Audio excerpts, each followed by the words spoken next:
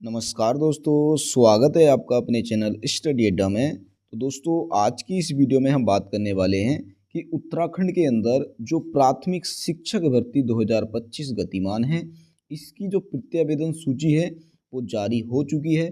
आपने मेरी कल एक वीडियो के माध्यम से देख भी लिया होगा कि जो बागेश्वर जिला था उसका एक नोटिस आया था जो कि अखबार में छपने के लिए दिया था उन्होंने। तो वो मैंने आपको एक वीडियो के माध्यम से बता दिया था।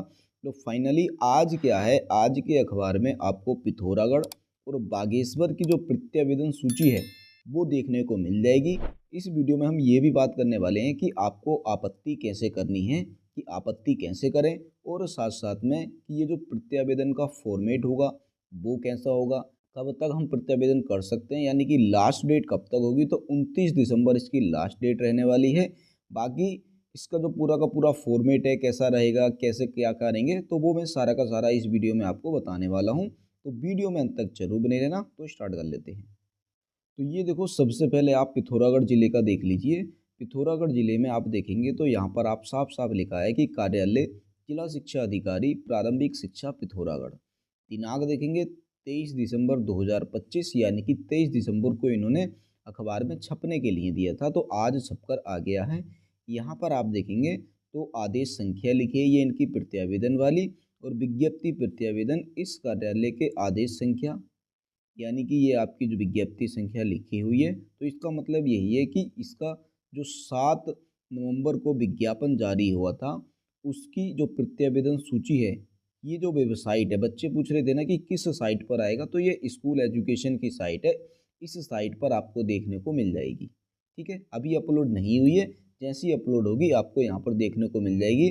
और दूसरा, ये जो लिस्ट है, प्रत्यावेदन सूची है, आपको हमारे टेलीग्राम चैनल पर भी देखने को मिल जाएगी, क्योंकि मैं वहाँ पर भी इसको डाल देता हूँ। ठीक हो गया। तो चाहे तो आप इस साइट से जाकर डाउनलोड कर सकते हैं, नहीं तो आप हमारे टेलीग्राम चैनल को ज्वाइन कर लेना। डिस्क्रिप्शन में मैंने उसका लिंक दे रखा है, आपको वहाँ से भी ये लिस्ट मिल जाएगी। बाकी फिर देखो, मान के चलो यदि किसी व्यक्ति के नाम के आगे कोई प्रत्यावेदन या कोई आपत्ति दर्ज है, तो उसको क्या करना है, उस आपत्ति से संबंधित जो साक्ष्य हैं, या यानी कि उसका जो प्रत्यावेदन है, आपको इस ईमेल आईडी पर भेजना है, या फिर स्पीड पोस्ट के माध्यम से भेजना है। और कब तक? 29 दिसंबर की शाम 5 बजे तक अनिवार्य रूप से भेजना है। अगर इसके बाद किसी का कोई आपत्ति या प्रत्यावेदन जाएगा तो उस पर विचार नहीं किया जाएगा। तो देखो, आप फॉर्मेट पूछ रहे थे कि फॉर्मेट किस तरह का होगा।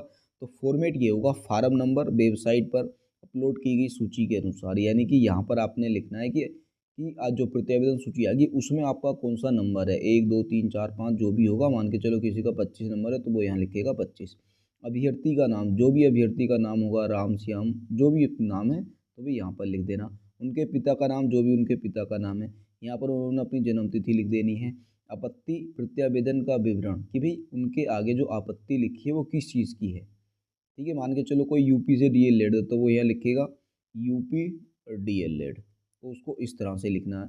और फिर संलग्न साक्ष्यों का विवरण, कि अब यूपी से उसने डीएलएड किया है तो किस बेस पे किया, उससे संबंधित साक्ष्य इसको देने पड़ेंगे। यानी कि उसके जो माता पिता वहाँ पर जॉब कर रहे थे, उस जॉब के साक्ष्य उसको देने पड़ेंगे। या फिर और भी किसी का कोई भी, मान के चलो किसी के कोई डॉक्यूमेंट्स में कमी है, तो जैसे कि किसी मैंने मान के चलो डिग्री नहीं लगाई है, तो वो यहाँ अपनी डिग्री लिख देगा, उसके बाद यहाँ पर उसका साक्ष्य प्रस्तुत कर देगा।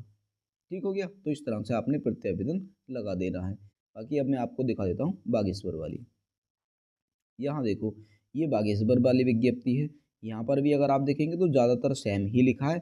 बस यहाँ पर एक चीज़ एक्स्ट्रा है कि देखो, विज्ञप्ति के अंतिम तिथि के बाद के प्रमाण पत्र और अंक पत्र किसी भी दशा में मान्य नहीं होंगे। तो यदि विज्ञप्ति के बाद आपका कोई प्रमाण पत्र आया या अंक पत्र आया, तो वो किसी भी दशा में मान्य नहीं होगा। इस चीज़ का बिल्कुल आपने ध्यान रखना है। ठीक हो गया ना। बहुत सारे बच्चे ये कह रहे थे ना कि उनका जो डीएलएड का रिजल्ट था लगभग 26 नवंबर को आया था, परंतु उनका जो प्रमाण पत्र है और अंक पत्र है वो अभी तक नहीं आया है। तो बस यहाँ पर यही कहा गया है कि विज्ञप्ति के अंतिम तिथि के बाद के जो प्रमाण पत्र हैं और अंक पत्र हैं वो मान्य नहीं होंगे। इसका मतलब ये है कि जिन बच्चों का 26 नवंबर को रिजल्ट आया था, उन्होंने फॉर्म अप्लाई कर दिया था, तो वो बिल्कुल भी इसमें मान्य नहीं होंगे इसके अकॉर्डिंग। बाकी देखते हैं आगे क्या होता है।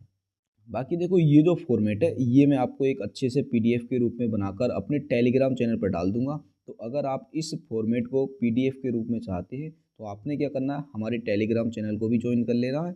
और जैसे ही ये साइट के ऊपर आ जाएंगी भर्ती आवेदन सूची, आपको तुरंत एक वीडियो के माध्यम से सूचित कर दिया जाएगा, या फिर मेरे टेलीग्राम चैनल पर तुरंत ही ये आपको लिस्ट सारी की सारी देखने को मिल जाएगी। बाकी आज की जो वीडियो है यहीं पर समाप्त करते हैं। वीडियो अगर आपको अच्छी लगी हो तो वीडियो को लाइक कर देना, अपने दोस्तों को शेयर कर देना, और अगर आप चैनल पर नए हैं तो चैनल को सब्सक्राइब कर लेना। तो मिलेंगे फिर हम बहुत ही जल्द अगले वीडियो में, तब तक के लिए बेस्ट ऑफ लक।